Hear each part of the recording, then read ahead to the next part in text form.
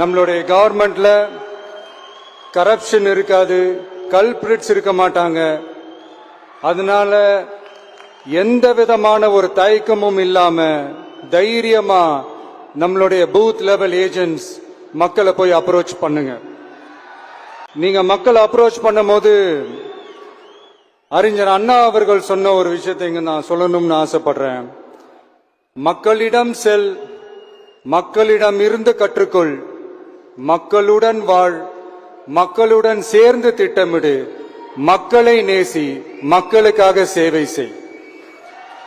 இத நீங்க புரிஞ்சுக்கிட்டு நீங்க செயல்பட்டீங்கன்னா உங்க ஊரு சிறுவாணி தண்ணி மாதிரி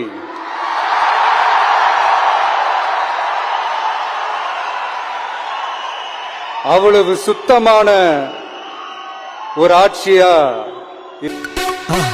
மறக்காம சர்ப்ரைஸ் பண்ணுங்க.